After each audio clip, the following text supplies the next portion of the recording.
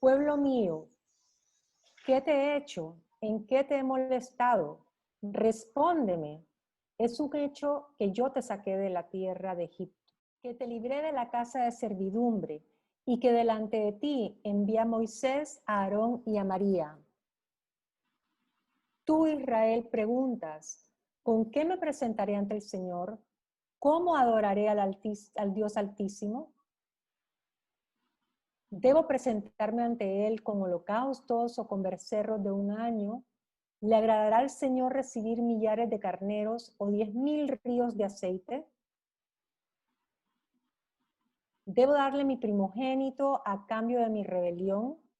¿Le daré el futuro de mis entrañas por los pecados que he cometido? Hombre, el Señor te ha dado a conocer lo que es bueno y lo que Él espera de ti, y que no es otra cosa que hacer justicia, amar la misericordia y humillarte ante tu Dios. La voz del Señor clama a la ciudad, es de sabios temer a su nombre. Presten ustedes atención al castigo y a quién lo establece. El impío aún tiene en su casa riquezas mal habidas y esas odiosas medidas falsas. ¿Y voy a tener por inocente al que tiene balanzas falsas y pesas engañosas? Amén. Gracias, Sandra, por esta lectura. Queridas amigas, acabamos de leer el profeta Miqueas, parte del capítulo 6 del profeta Miqueas.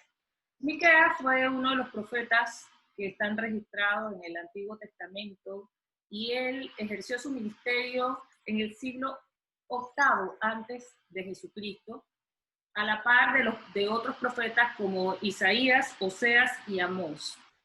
El profeta Miqueas ejerció su ministerio principalmente en el reino de Judá, que era el reino del sur, formado por las tribus de Judá y de Benjamín, pero también profetizó al reino de Israel, que era el reino del norte, que era el resto de las tribus de Israel, ¿verdad? Entonces, en esta porción que nosotros hemos leído, es una historia, como digo yo, una historia algo triste de un litigio que tuvo Dios con su pueblo, con el pueblo de Israel, donde Miqueas les profetiza juicio al pueblo de Israel porque ellos se habían apartado de Dios en enormes infidelidades, sirviendo y adorando a otros dioses, y lo hizo, fue un acto de todo el pueblo, de los gobernantes, de los líderes religiosos y del pueblo mismo. Injusticias, trampas y la adoración a otros dioses, básicamente. Y aquí Dios empieza a confrontar al pueblo con preguntas y le dice: pueblo mío, ¿qué te he hecho? ¿Qué te he hecho para que tú te comportes de esa manera conmigo? ¿No? Y yo me pregunto, como dice Rosado, ahí en las letritas rosadas, ¿no ves lo que verdaderamente yo he hecho con ustedes? Y les dice: ¿en qué te he molestado? O sea, que el pueblo estaba mostrándole a Dios molestia y fastidio. Cuando tú le preguntas a alguien: ¿en qué te he molestado? Probablemente es que tú estás viendo que una persona está actuando contigo con fastidio, con indiferencia, con quizás hasta malos tratos, y puede ser que tú no sepas, porque intencionalmente no has hecho nada para hacerle daño, para molestar a esa persona. Puede ser que sin querer lo hayas hecho, pero tú no eres consciente de haber hecho algo que a ellos los molestara. En este caso, imagínense, Dios, que es bueno y que todo lo que hace es bueno, le dice: ¿en qué te he molestado? ¿Qué te he hecho? E inmediatamente empieza a decirle al pueblo, a recordarle sus hechos, qué cosas él había hecho por su pueblo, cosas que no son dignas de que tú te molestes con alguien, sino por el contrario, que tú quieras estar cerca y muy agradecido de esa persona. Y le empieza a recordar: si yo los libré de la esclavitud de Egipto, ¿no? Uno de los hechos de Dios, los libré de la esclavitud de Egipto, y nosotros pudiéramos pensar que también un hecho para nuestra vida es que Dios nos libró de la esclavitud del pecado. A través de Jesucristo nosotros tenemos perdón de todos nuestros pecados, tenemos salvación y vida eterna. Dios también, nosotros podemos contar de los hechos de Dios. Les dice Dios ahí al pueblo, les he dado líderes, les di a Moisés, a Aarón y a María, ¿no? Que fueron líderes que estuvieron con ustedes en Egipto. Y luego en la salida de Egipto les di a Josué, que vino después de Moisés. Y hoy día nosotros podemos decir, sí, Dios también ha puesto líderes sobre nosotros, mentores, maestros, líderes que nos guíen como ellos guiaban al pueblo. Pero hoy día nosotros tenemos, cosa que ellos no tenían, tenemos a Jesús y al Espíritu Santo que trata con nosotros directamente, a través de los cuales Dios nos puede hablar directamente por su palabra, ¿verdad? Y nos puede guiar, como guiaba al pueblo a través de esos líderes en aquel entonces. Les dice Dios, los he librado de sus enemigos. Y les recuerda a uno de ellos, a Balac, rey de Moab, que cuando se enteró de que Israel era un pueblo que iba avanzando en la tierra de Canaán, que era un pueblo que lo percibían como un pueblo fuerte, entonces Balac llama a Balaam, que era un falso profeta, prácticamente un hechicero, para que viniera a maldecir al pueblo de Israel. Y Dios los libró. ¿Recuerdan el ángel que se paró frente a la mula para detener a Balaam cuando iba camino a donde Balac? Le dice Dios también, les habla de cuando, dice, cuando estuve con ustedes les menciona específicamente entre Sitín y Gilgal. Cuando le dice entre Sitín y Gilgal, él en verdad se está refiriendo a cuando ellos estaban, después de que habían pasado el desierto, ¿verdad? Que ya había muerto Moisés, que ellos estaban bajo el liderazgo de Josué, ellos pasan desde Sitín, ¿verdad? Cruzan el Jordán y allí también hubo milagros, porque Dios, ¿qué hizo? Dios abrió el río Jordán, secó el río Jordán, así como abrió el Mar Rojo para que ellos cruzaran cuando salían de Egipto. Les recuerda esos milagros, les recuerda, y ellos pudieran recordar cuando Dios en medio del desierto los alimentó, hizo que su ropa, que sus calzados no se deterioraran, puso sombra sobre ellos en el calor del día y puso luz en la noche para guiarlos y los mantuvo con salud. Todos estos fueron hechos maravillosos que hizo Dios. Entonces uno se pregunta, ante tanta evidencia de la existencia de Dios, del amor de Dios por el pueblo de Israel, ¿cómo es posible? ¿Cómo es posible que ellos actuaran de una manera tan infiel hacia Dios, abusaran del amor de Dios? Y es una buena pregunta para hacernos nosotros hoy en día también, porque en ese momento Dios no le estaba hablando a otros pueblos, sino a su pueblo, al pueblo de Israel. ¿Y por qué nosotras también, siendo pueblo de Dios, conociendo su palabra en diferentes niveles, una un poquito menos, otra un poquito más, pero estamos en el camino del Señor, ¿verdad? Pudiéramos caer, Dios nos guarde, en la actitud del pueblo de Israel, que siendo pueblo de Dios se empezó a dar permisos para hacer cosas que estaban contrarias a los mandamientos del Señor. Dice, tú Israel preguntas, ¿con qué me presentaré ante el Señor? ¿Cómo adoraré al Dios Altísimo? Seguramente Dios se pregunta, ¿realmente no sabes cómo debes adorarme? O sea, ya ellos tenían la palabra, ellos conocían la palabra, el Pentateuco ya les había sido revelado. ¿Realmente no lo sabes?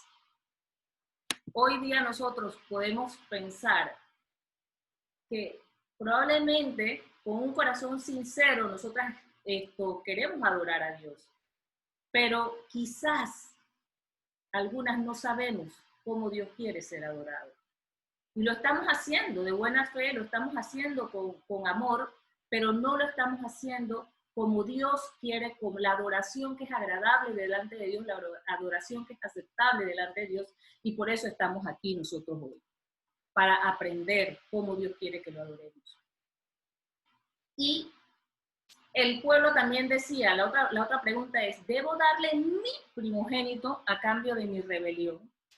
¿Le daré el fruto de mis entrañas por los pecados que he cometido? Yo me imagino a Dios diciéndoles, ¿tú crees que a mí realmente me interesan cosas? ¿Tú crees que a mí me interesa que tú me des cosas? Si lo que tú tienes es mío. Todo lo que nosotros tenemos es de Dios. Lo que tú tienes es mío, lo que tú tienes yo lo he puesto en tus manos para que lo disfrutes, para bendecirte. A mí no me interesan cosas, a Dios le interesa el corazón del hombre, no le interesan cosas. Aquí dice otra pregunta del pueblo, ¿debo presentarme con él, ante él, con holocaustos, con becerros de un año? ¿Le agradará al Señor recibir millares de carneros y 10,000 ríos de aceites? Aquí podemos seguir pensando, bueno, está hablando de cosas, pero no exactamente, aquí hay una variante. Y por eso yo anoté ahí, ¿crees que me agradan ritos religiosos, aunque no cumplas mis mandamientos? Porque aquí no se trata de becerros, necesariamente de carneros de aceite. Se trata de, aquí hay un proceso de adoración que son los holocaustos. Lo que anteriormente ellos mencionaban de dar a mis hijos, a mi primogénito, eso está totalmente fuera de la ley de Dios.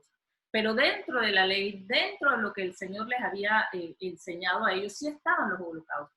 Los holocaustos con sacrificios por el perdón de los pecados y los holocaustos para adorar a Dios. Pero a Dios no le interesaban, honestamente, los carneros, ni los becerros, ni el aceite, sino la actitud del corazón en ese proceso en que se desarrollaba ese holocausto. La entrega, el arrepentimiento, el compromiso de una vida cerca de Dios. En 1 Samuel, capítulo 15, versículos del 22 y 23, dice así. Samuel le contestó, ¿y crees que al Señor le gustan tus holocaustos y ofrendas más que la obediencia a sus palabras? En esta porción aquí, el profeta Samuel se estaba dirigiendo, le estaba hablando al rey Saúl. El rey Saúl, que fue el primer rey de Israel, había sido encomendado a atacar a Amalek, a los amalecitas, y acabar con todo, con todos los animales, inclusive con el rey Agar. Pero, ¿qué hizo Saúl? Saúl no cumplió esa instrucción de Dios completamente. Y ellos dejaron ganado, se trajeron ganado para su tierra, y él le perdonó la vida al rey Agar. Entonces Samuel lo confronta y le dice, ¿tú crees que me gustan más los holocaustos y ofrendas que la obediencia a las palabras del Señor? Pues entiende. Y hoy el Señor nos dice, entiende Sonia, entiende cada una de ustedes, que obedecer al Señor es mejor que ofrecerle sacrificios. El Señor sí quiere sacrificios, sí ama los sacrificios, porque el sacrificio, y vamos a finalizar con eso, el sacrificio es una muestra de amor a Dios, una muestra de amor al Señor y una muestra de obediencia en las cosas que Dios quiere que nosotros sacrifiquemos. Dice, entiende que obedecer al Señor es mejor que los sacrificios, porque yo puedo hacer esos sacrificios que Dios me esté pidiendo, pero desobedezco, me voy nada más por los ritos, eso no es mejor que obedecer al Señor. Así le decía Samuel al rey Saúl. Obedecer es mejor que ofrecerle sacrificios, y escucharlo con atención es mejor que ofrecerle la grasa de los carneros. Ser rebelde es lo mismo que practicar la adivinación. O sea, vivir como yo quiera en rebeldía sin tener a Dios como el Señor de mi vida es lo mismo que la adivinación, que es abominación para el Señor. Y ser obstinado es lo mismo que ser idólatra. Allí el rey Saúl quiso justificarse porque le dijo a Samuel, es que el pueblo quería ofrecerte holocausto y sacrificio, y así probablemente, eventualmente alguien pudiera presentarse delante de Dios. No, que esto lo hice por esto, pero entonces dejé de cumplir lo que una palabra de Dios, un mandamiento de Dios, por ejemplo, Dios nos manda a nosotros a perdonar para ser perdonados. Dios nos manda a nosotros a perdonar y nos dice, por ejemplo, mira, olvídate de darme ofrenda en este momento, deja la ofrenda ahí. No me interesa tanto la ofrenda, me interesa que te vayas y te reconcilies con ese que tiene algo contra ti. Vemos la diferencia. El Señor, entonces, si nosotros decimos, no, pero aquí te traigo la ofrenda y dejo de hacer lo otro que me está pidiendo a Dios, entonces estoy en rebeldía, estoy en obstinación. Pero ¿saben qué? Lo hacemos y no nos damos cuenta. Y es lo que les decía, así empieza uno a irse el camino cuesta abajo, permitiéndose cosas. Ah, no, esto yo lo voy a postergar. No, es que verdaderamente es demasiado lo que me hicieron a mí. Yo no lo voy a hacer, porque entonces esta persona va a creer que sí, que yo soy un tonto, que no sé qué. Rebeldía, obstinación. El Señor nos guarde. Mejor es obedecer a Dios que cualquier sacrificio, que cualquier ofrenda que usted y yo le podamos dar. El Señor pudiera preguntarnos, ¿crees que me agradan las alabanzas con cánticos? Cantas muy bonito. Sí, cantas muy bonito. Compones bellezas de canciones. Pero ¿crees que me agrada eso más de que tú tengas un corazón rendido ante mí? Pues no, a Dios no le agrada. Fíjese lo que dice en Isaías 29, capítulo 29, versículo 13. Este pueblo se acerca a mí con la boca, pero su corazón está lejos de mí. El temor que de mí tiene no es más que un mandamiento humano que le ha sido enseñado. A Dios no le interesa que vivamos con mandamientos, con apariencias. La alabanza es uno de los gestos de adoración a Dios. Sí, es uno de los gestos de adoración a Dios. Pero no sirve de nada si no brota de un corazón sincero que ama a Dios y que verdaderamente está diciéndole lo que sea que diga la canción esa que usted está cantando, sea porque usted lo piensa, porque usted lo siente así para el Señor. Y el Señor se da cuenta porque el Señor conoce nuestro corazón. El Señor sí puede leer nuestros pensamientos, ¿verdad? Entonces no sirve de nada hacerlo, ni tampoco sirve de nada agradar a los hombres con una alabanza si no estamos agradando a Dios. No sirve de nada recibir el aplauso de la gente si no estamos agradando al Señor, que es el objeto de la alabanza, ¿verdad?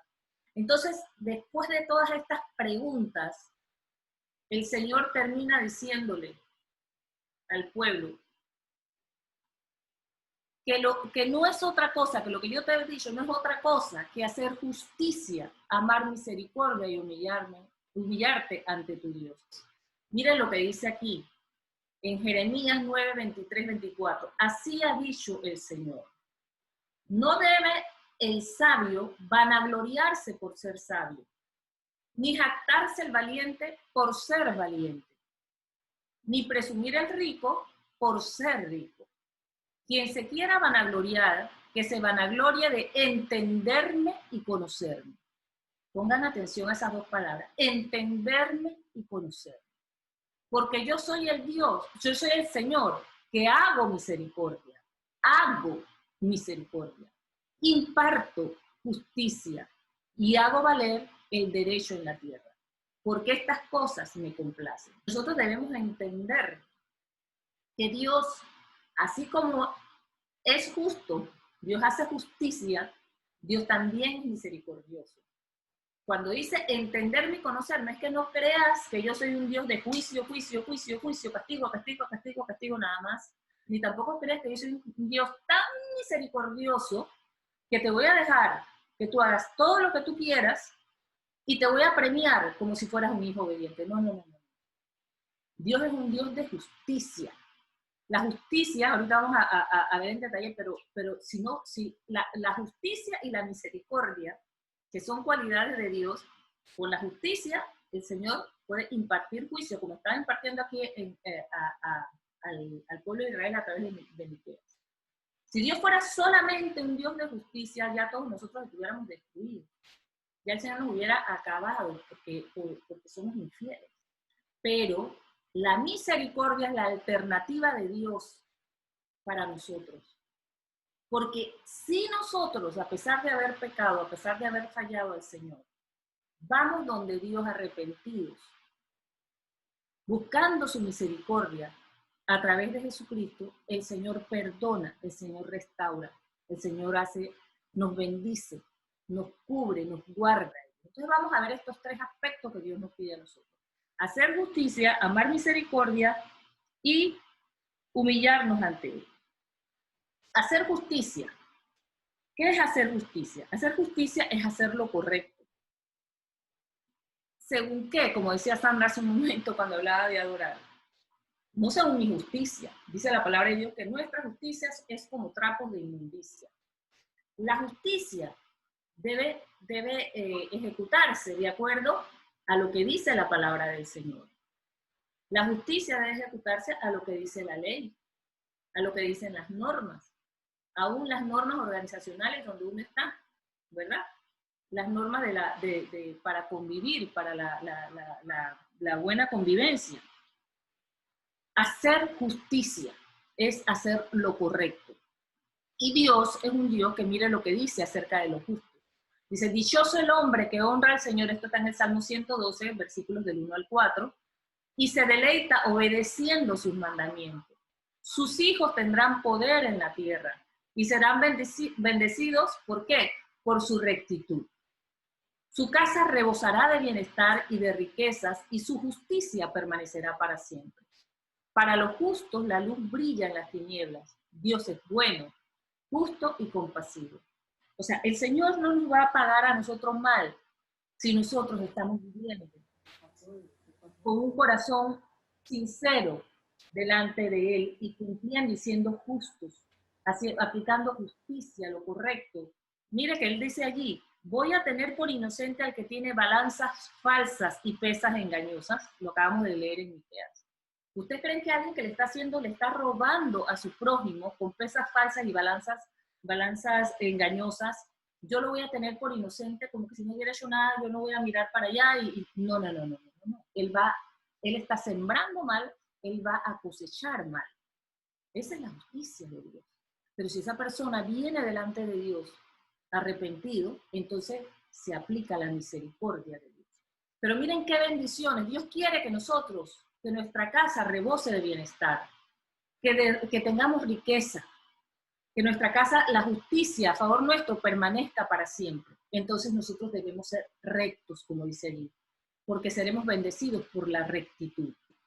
Ahora, la segunda cosa que pide Dios, que es buena y que quiere que hagamos, es amar misericordia.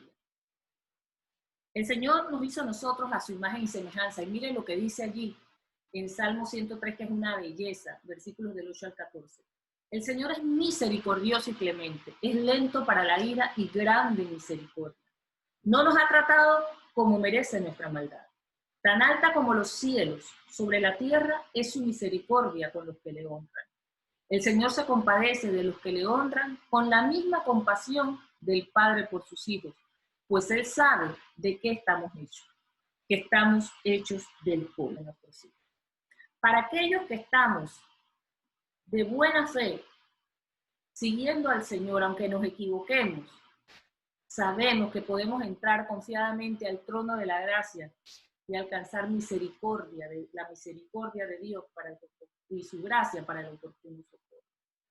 Esa gran misericordia de Dios con la que nosotros disfrutamos debe a nosotros estimularnos a obedecer a Dios y ser misericordioso con nuestros hermanos y con el prójimo en general.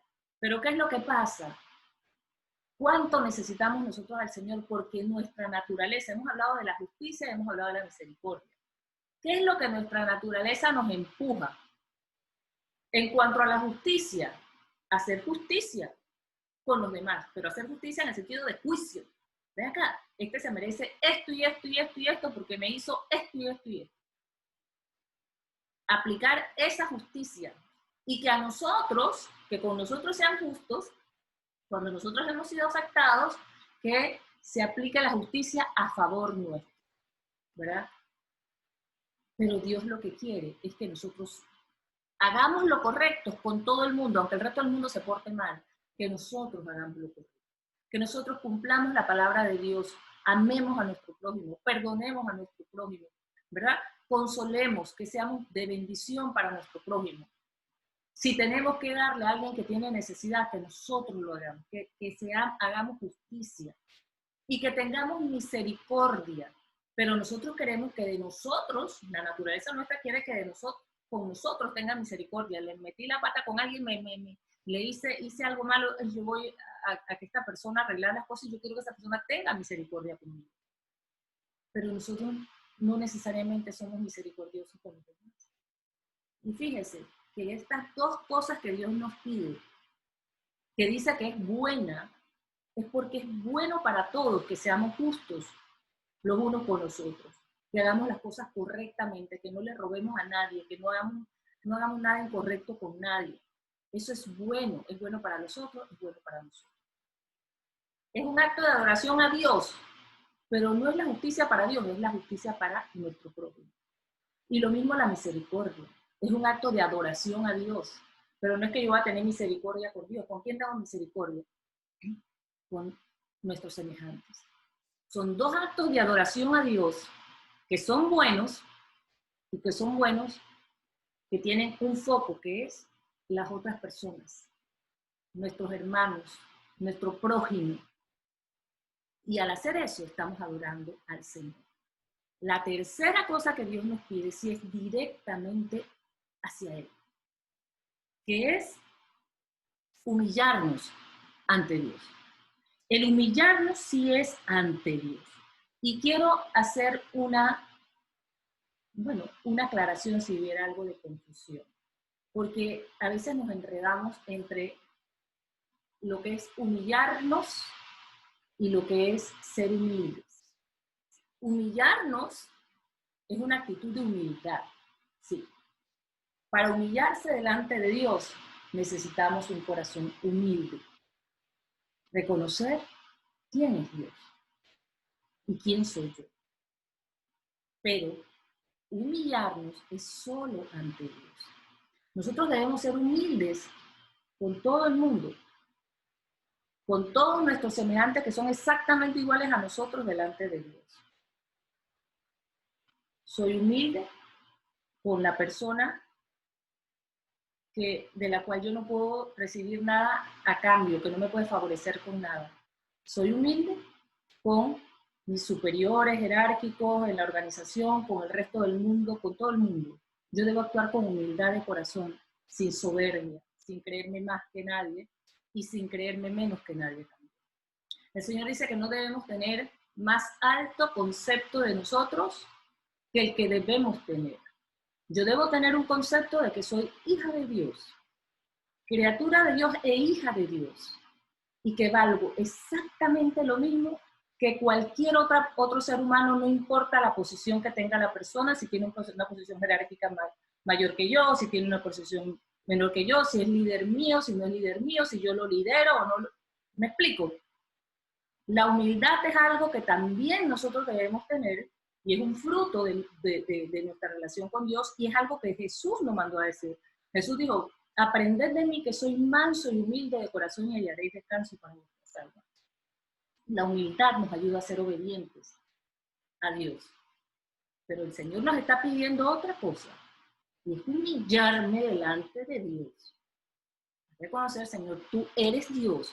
La humillación es un reconocimiento a alguien que es superior a mí, muy superior a mí, y superior a nosotros es Dios. Es Dios, Dios es Dios. Entonces el Señor dice, humíllate ante mí. ¿Y qué es humillarme? En primer lugar, y voy a usar como base, esos versículos de Apocalipsis 22, del 7 al 9, que nos aclaran a quién debe ir dirigida la adoración. Adoración. Porque la adoración es un acto de humillación a Dios. Bueno, los tres aspectos que estamos hablando son adoración. ¿Qué dice Apocalipsis? Dice, vengo pronto, refiriéndose a Jesús, ¿verdad? Y decía Juan, yo Juan soy quien vio estas cosas. Después de verlas y oírlas, me postré a los pies del ángel que me mostraba estas cosas. ¿Para qué? Para adorarlo. Pero él me dijo, no lo hagas. Yo soy consiervo tuyo y de tus hermanos los profetas y de los que obedecen las palabras de este libro. Tú adora a Dios. Yo soy consiervo tuyo. Todos tus hermanos los profetas, todos los que obedecen las palabras de este libro, nadie es digno de adoración. Nadie. Solo Dios. Tú adora a Dios. Nosotros podemos alabar a quien nosotros querramos. Toda persona que nosotros admiremos, nosotros podemos decirle las cosas lindas que vemos en ella, lo que nosotros lo queremos, lo que nosotros le amamos, ¿verdad? Todo ser, ya sea que esté aquí en la tierra o que esté en el cielo, que ya haya partido con el Señor, ¿verdad?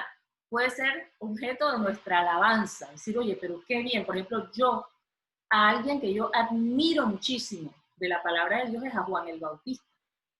Juan el Bautista, quien cuando fueron con el bochinche a decirle, mira, ve, allá está Jesús que está bautizando más, va mucha más gente a bautizarse con él que contigo.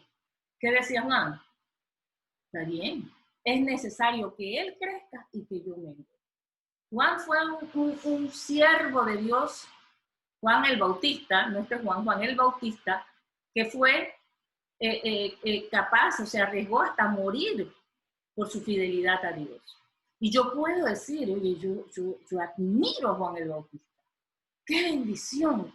Que ese hombre haya pisado la tierra, que ese profeta haya pisado aquí la tierra, que como dijo Dios, no hay otro profeta como él aquí en la tierra. ¿Por qué? Porque su trabajo como profeta fue superior al del resto de los profetas. Porque él no solo profetizó la venida del Mesías, sino que él lo vio con sus propios ojos, él lo bautizó y él escuchó la voz del cielo que dijo que este era mi mamá, es mi mamá. ¿Verdad? Como profeta, pero a la vez Dios dijo, pero cualquiera allá en el cielo es mayor que Juan el Bautista. Porque la palabra de Dios dice que nosotros somos un poco menor que los ángeles, un poco menor de lo que está, de los ángeles que están ahí en el cielo. Pero nosotros acá estamos todos nivelados. Nosotros a cualquier ser humano, vivo o muerto, lo podemos alabar. Pero adorar solo a Dios, ni siquiera a un ángel del cielo nosotros podemos adorar. Entonces la adoración, el número 1, es un acto solo, exclusivo para el Señor. No lo hagas. Nosotros normalmente tenemos el dicho, y yo creo que Dios hasta lo entiende, pero a veces a mí yo me acuerdo cuando dice, ay, pero es que yo adoro a mi nieta. Ay, es que yo al enamorado, al novio, al esposo, es que yo te adoro. ¿No? No. Adoremos a Dios. Amemos al resto del mundo, pero adoremos al Señor. Bien. Otra cosa importante de humillarnos ante Dios en adoración es que la adoración es en todo lugar, es algo permanente. La adoración no es que tiene que ser nada más en el rinconcito que yo escogí en mi casa para orar y para alabar a Dios, o la adoración nada más tiene que ser en el templo, o la adoración nada más tiene que ser en cierto lugar. No, la adoración debe ser en todo lugar, la adoración debe ser permanente. Fíjense aquí cuando Jesús hablaba con la samaritana. ¿Se acuerdan? La mujer que estaba en el pozo de Jacob. En Juan capítulo 4, 19 al 24, ella le dice a Jesús, nuestros padres adoraron en este monte, ¿verdad? ¿Qué monte habla? Era en Siquén. Ella se refería a Siquén, que es el lugar donde los samaritanos decidieron adorar a Dios. ¿Por qué? Porque dice que allí fue donde Abraham construyó un altar a Dios, en Siquén. Entonces los samaritanos decían, es aquí donde, en este monte donde se debe adorar. Pero los judíos decían que era en Jerusalén, en el monte Gerizim, porque en el monte Gerizim fue donde los israelitas proclamaron las bendiciones prometidas por Dios antes de entrar a la tierra prometida. Entonces había una diferencia en qué lugar se debía adorar. ¿Y cuál es la respuesta que le da el Señor?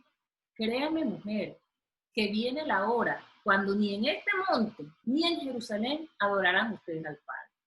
Pues fíjate que él dice, pues, pero viene la hora y ya llegó, cuando los verdaderos adoradores adorarán al Padre en espíritu y en verdad.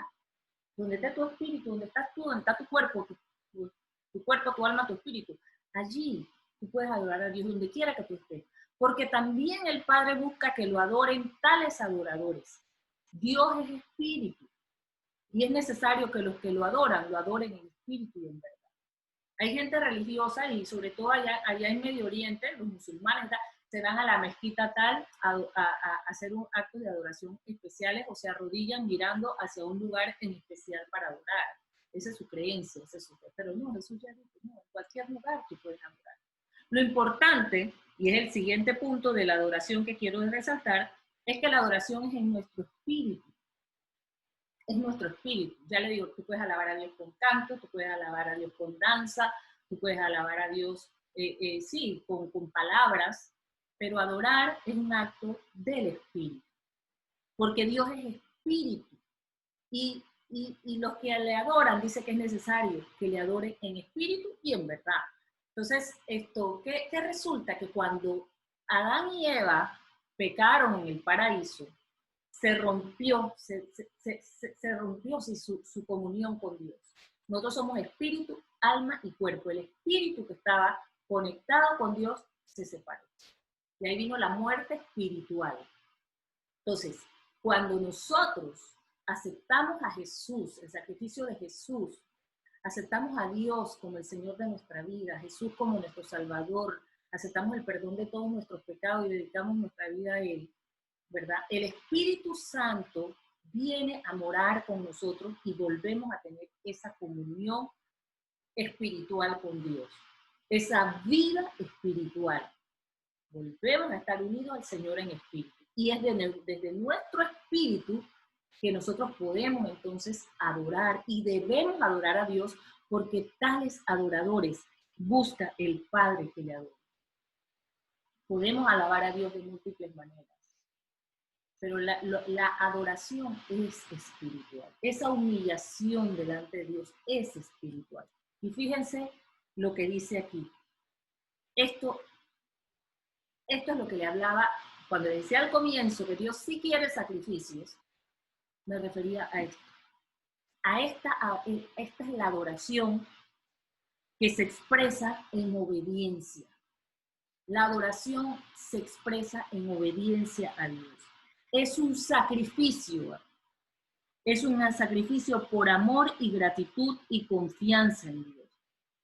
Sí, puede ser difícil obedecer al Señor. Dices, Dios mío, pero ¿qué tú me estás pidiendo, Señor? Esto es demasiado duro para mí.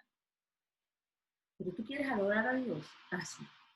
Obedécelo a Dios y entrégaselo a Dios como un sacrificio vivo, santo. Así que, hermanos, os ruego por las misericordias de Dios que se presenten ustedes mismos como un sacrificio vivo, santo y agradable a Dios.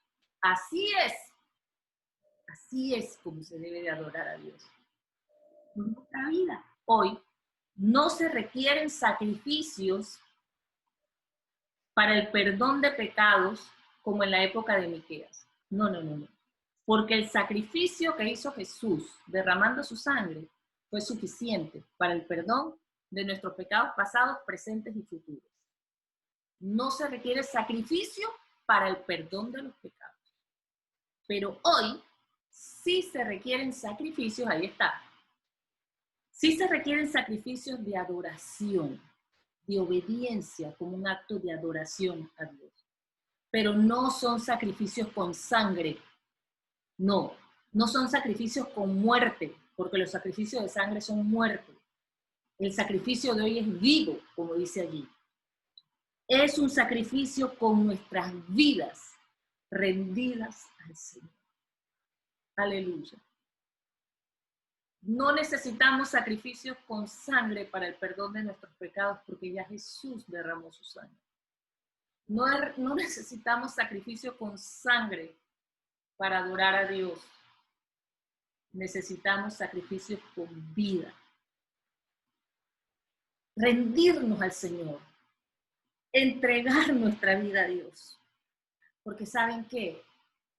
Mire, Dios puede vivir sin mi adoración. Dios puede vivir sin mi adoración. Dios es feliz porque Él sabe que cuando yo le adoro en espíritu a Él, o sea, cuando yo le adoro en espíritu es porque estoy cerquita de Él, estoy pegada a Él. Y eso es bueno para mí. Para mí es bueno adorar al Señor. Cuando nosotros adoramos al Señor, nuestra comunión con Dios se hace cada vez más fuerte. Y la comunión con Dios es lo que yo necesito. Yo no es Dios. Yo necesito vivir en comunión con Dios para disfrutar paz, para entender dirección de Dios cuando estoy en comunión con Dios, para ser protegida de mis enemigos espirituales. Yo necesito vivir bajo la cobertura de Dios. Yo necesito adorar a Dios. Yo necesito entonces hacer justicia con mis hermanos y con el prójimo. Yo necesito ser misericordioso. Yo necesito adorar a Dios de esa manera. Yo necesito adorar a Dios humillándome como un sacrificio vivo, santo y agradable a Dios, haciendo su voluntad. El versículo 2, que sigue este versículo en Romanos, dice, transformaos por medio de, dice que no nos amoldemos a este mundo, sino que nos transformemos por medio de la renovación de nuestro entendimiento para que comprobemos cuál es la buena voluntad de Dios agradable. Esa transformación de vida que Dios quiere hacer en nosotros la necesitamos, soy yo la que necesito esa transformación de vida. Y esa transformación de vida la hace Dios por la renovación de nuestro entendimiento. Esta palabra que Dios nos ha hablado hoy, para mí, es una renovación a mi entendimiento. Seamos transformadas por medio de la renovación de nuestro entendimiento por la palabra de Dios. Ese es el llamado del Señor. Adorar a Dios es un deleite. El Salmo 37:4 dice, disfruta de la presencia del Señor y Él te dará lo que de corazón le pidas. Cuando nosotros nos deleitamos en la presencia de Dios y adoramos a Dios, Él concede las peticiones de nuestro corazón. Hacer justicia, amar misericordia, humillarnos ante Dios, es un deleite. Es un deleite que va a hacer que Dios la bendiga, te proteja y te conceda las peticiones de tu corazón.